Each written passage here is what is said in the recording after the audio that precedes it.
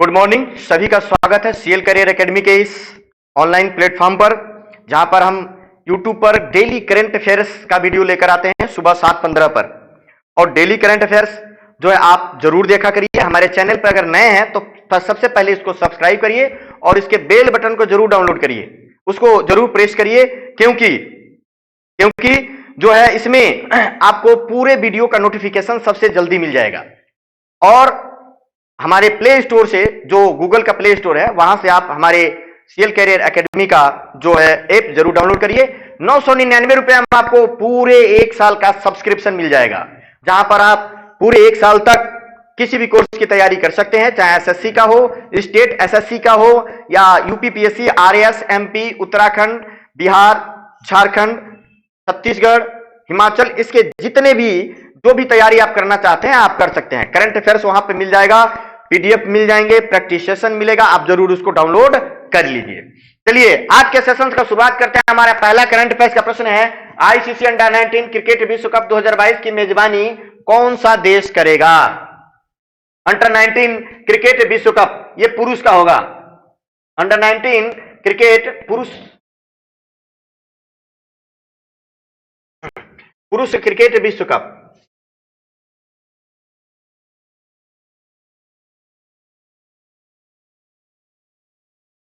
पुरुष क्रिकेट विश्व कप ये होगा वेस्ट इंडीज। तो 2022 में अगले साल जो क्रिकेट का विश्व कप होने वाला है, पुरुष का अंडर 19 क्रिकेट विश्व कप, भारत के कप्तान होंगे अंडर 19 के यश ढूल।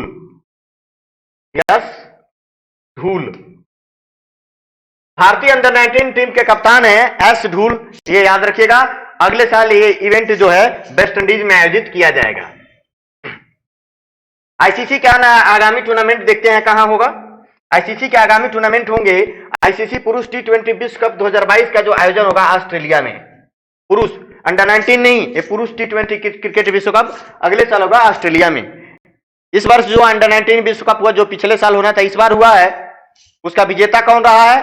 तो उसका विजेता रहा है इस बार का जो है ऑस्ट्रेलिया। ऑस्ट्रेलिया ने पहली बार अंडर जो है ना टी20 विश्व कप जीता था। आईसीसी पुरुष टी20 विश्व कप 2021 यूएई ओमान में हुआ है, यह हो चुका है। आईसीसी चैंपियन ट्रॉफी 2025 पाकिस्तान में होगी। आईसीसी महिला विश्व कप 2022 का आधिकारिक गीत है girl gang. Very most important question. ICC पुरुष क्रिकेट समिति के नए अध्यक्ष सौरव गांगुली को चुना गया है। आईसीसी पुरुष क्रिकेट समिति के जो है अध्यक्ष के रूप में सौरव गांगुली को चुना गया है। आईसीसी के बारे में इंटरनेशनल क्रिकेट काउंसिल, इसकी स्थापना कब हुई थी? तो जून 1909 में, और आईसीसी का मुख्यालय है दुबई में। दुबई ध्यान रखेंगे। इसके अध्यक्ष ग्रेग बार्कले हैं और इसके सीईओ हैं जियो फेलार्डिस। ग्रेग बार्कले न्यूजीलैंड के हैं और जियो फेलार्डिस जो है इसके सीईओ हैं। अगला प्रश्न देखिए, राष्ट्रीय गणित दिवस 2021 कब मनाया गया है? तो राष्ट्रीय गणित दिवस कब मनाया गया? 22 दिसंबर को मनाया गया है राष्ट्रीय गणित दिवस। इसका उत्तर हो जाएगा सी इज द राइट आंसर। ये क्यों मनाया जाता है? तो ध्यान रखिए, हर साल 22 दिसंबर को श्रीनिवास रामानुजन की जो जयंती है, 22 दिसंबर को उन पर यह मनाया जाता है। उनका जन्म हुआ था 22 दिसंबर 1887 को और उनकी मृत्यु 1920 में हुई थी। तो श्रीनिवास रामानुजन की जयंती के उपलक्ष्य में मनाया जाता है। 2021 में रामानुजन की 134वीं जयंती मनाई गई है, ये ध्यान रखेंगे। इस गणित दिवस मनाने का उद्देश्य क्या है? तो लोगों में गणित के विकास और मानवता के विकास में इसके महत्व के बारे में लोगों को जागरूक करना, ये इसके लिए किया गया है। अन्य दिवस देखिए, कुछ अन्य दिवस जो मनाए गए हैं आप याद रखिएगा। सुशासन सप्ताह 20 से 25 दिसंबर तक मनाया गया है। अंतर्राष्ट्रीय मानव एकजुटता दिवस 20 दिसंबर को मनाया जाता है। अंतर्राष्ट्रीय प्रवासी दिवस 18 दिसंबर को मनाया जाता है। तो वेरी इंपॉर्टेंट प्रश्न, आप ये जरूर याद रखेंगे। जो दिवस होते हैं बहुत ही महत्वपूर्ण होते हैं एग्जाम्स के लिए। भगवान कृष्ण बलराम जगन्नाथ यात्रा को राज्य उत्सव के रूप में टैग दिया गया है। किसे? पंजाब। भगवान कृष्ण बलराम जगन्नाथ रथ यात्रा को पंजाब का इसके लिए टैग दिया गया है। क्योंकि वैसे भगवान जगन्नाथ का रथ यात्रा जो है वो निकाला जाता है उड़ीसा में, लेकिन इसके लिए कृष्ण बलराम जगन्नाथ यात्रा जो ये है पंजाब को इसके लिए टैग दिया गया है।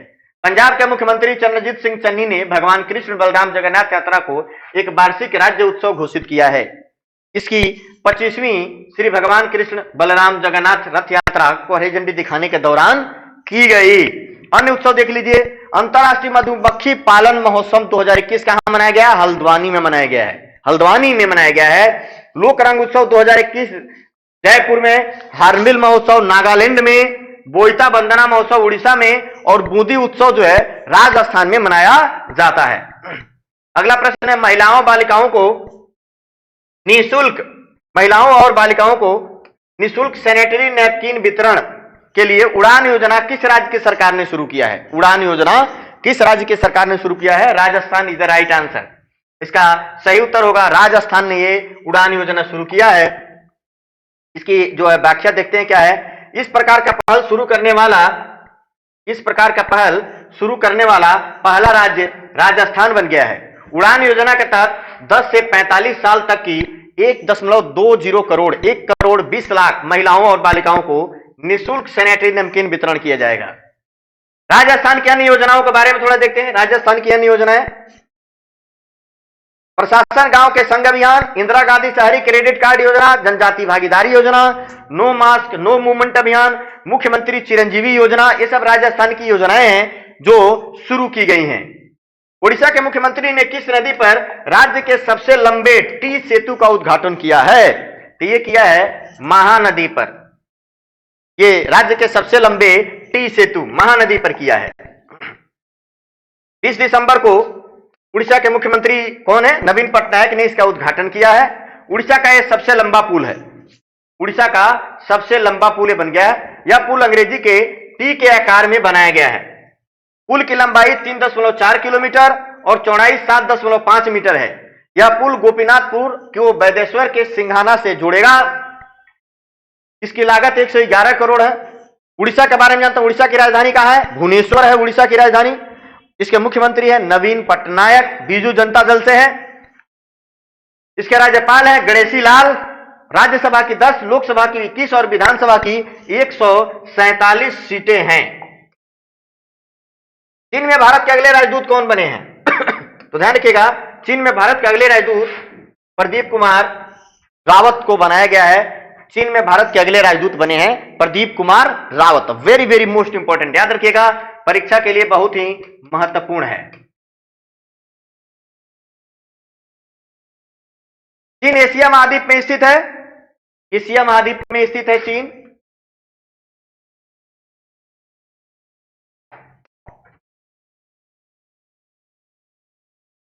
एशिया महाद्वीप में स्थित है। राजधानी बीजिंग। राष्ट्रपति शी जिनपिंग। भारतीय चीन के बीच की सीमा का नाम मैकमोहन रेखा है। कागजी मुद्रा जारी करने वाला विश्व का पहला देश चीन है। चीन की सीमा सबसे ज्यादा देशों 14 देश के साथ लगती है। चीन की सबसे लंबी नदी जो है वो यांगत्से नदी है, या इसको यांगत्से क्यांग भी कहते हैं। 6300 किलोमीटर की लंबाई है इसकी, और यह एशिया की सबसे लंबी नदी भी है। यांगत्से क्यांग एशिया की सबसे लंबी नदी भी यही है। वैसे दुनिया की सबसे लंबी नदी है नील नदी, और दुनिया की सबसे बड़ी नदी है अमेजन नदी जो ब्राजील में है। नील नदी मिस्र का वरदान कहा जाता है नील नदी को। India's ancient legacy of wellness number किताब किसने लिखा है? देखिए किताब है India's ancient legacy wellness of wellness. पुस्तक किसने लिखी है? डॉक्टर रेखा चौधरी के द्वारा लिखा गया है यह पुस्तक। ए इज द राइट आंसर। चलिए इसका जो है अन्य पुस्तकों के बारे में देखें। द लाइट ऑफ एशिया पुस्तक किसने लिखा है? बहुत ही महत्वपूर्ण है ये किताब, जरूर याद रखिएगा आप लोग।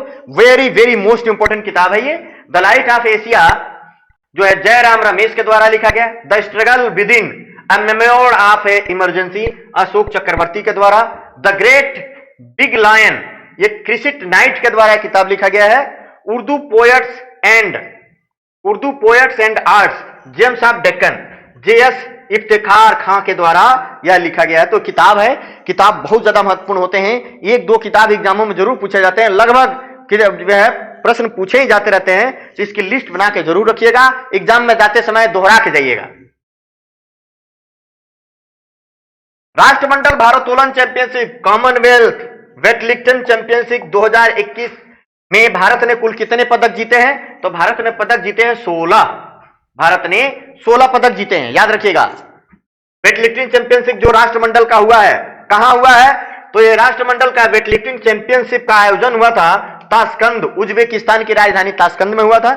भारत ने इसमें 16 पदक जीते हैं, जिनमें से 4 गोल्ड मेडल है, इसमें 4 गोल्ड मेडल है, 7 सिल्वर मेडल और 5 जो है इसमें ब्रॉन्ज कांस्य मेडल है।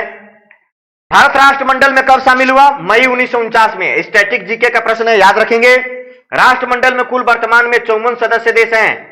अभी हाल ही में मालदीव 2016 में बाहर हुआ था, अभी हाल ही में वही शामिल हुआ है, 54वां देश बना है। 54 देश हैं राष्ट्रमंडल में। भारत पाकिस्तान युद्ध 1965 के बाद 1966 में ताशकंद में ही समझौता हुआ था।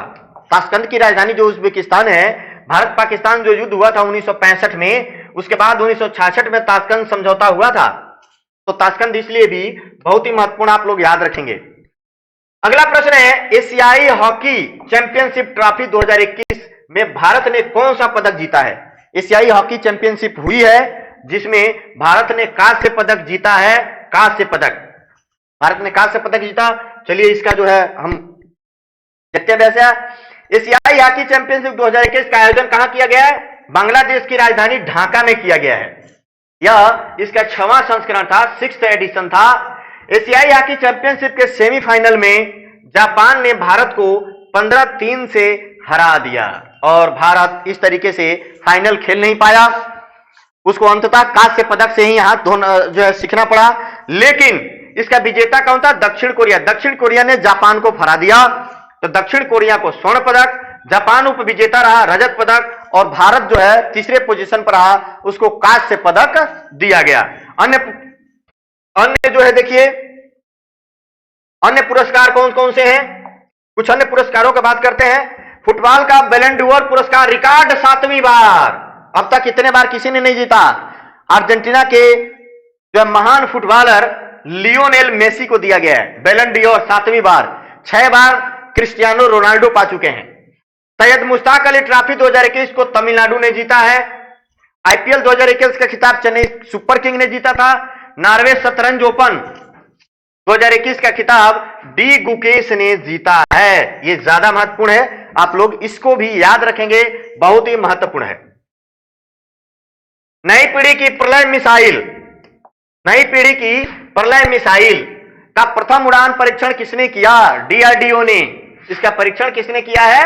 DRDO. A is the right answer, ये बिल्कुल इसका सही उत्तर होगा। डीआरडीओ ने प्रथम पीढ़ी की जो प्रणय मिसाइल का परीक्षण किया है, यह परीक्षण उड़ीसा के तट पर किया गया है। और कहां किया गया है? डॉक्टर अब्दुल कलाम द्वीप पर किया गया है। अब्दुल कलाम द्वीप का पहले पुराना नाम था व्हीलर द्वीप, उसका नाम बदलकर हमारे पूर्व राष्ट्रपति और मिसाइल मैन के नाम से विख्यात डॉक्टर एपीजे अब्दुल कलाम के नाम पर कर दिया गया है। अब ये जो मिसाइल है, ये देखेंगे स्वदेशी रूप से निर्मित सतह से सतह पर मार करने वाली है। प्रणय मिसाइल जो है सतह से सतह पर मार करने वाली है, कम दूरी की बैलिस्टिक मिसाइल है। डीआरडीओ के बारे में जानते हैं, defence research and development organisation, DRDO का पूरा नाम है, बहुत ज्यादा पूछा जाता है। इसकी स्थापना 1958 में हुई थी, मुख्यालय है नई दिल्ली में, और इसके अध्यक्ष जो है वो है जी सतीश रेड्डी। इससे जुड़े कुछ और बात देखते हैं, कुछ और बातें। सिंधु नेत्र उपग्रह को किसने विकसित किया है? सिंधु नेत्र उपग्रह को किसने विकसित किया है? तो सिंधु नेत्र उपग्रह को किसने विकसित किया है? डीआरडीओ ने विकसित किया है। ध्यान रखिएगा, सिंधु नेत्र उपग्रह। देश की पहली स्वदेशी मशीन पिस्तौल को किसने बनाया है? डीआरडीओ ने। स्वदेशी मशीन पिस्टल डीआरडीओ ने बनाया है।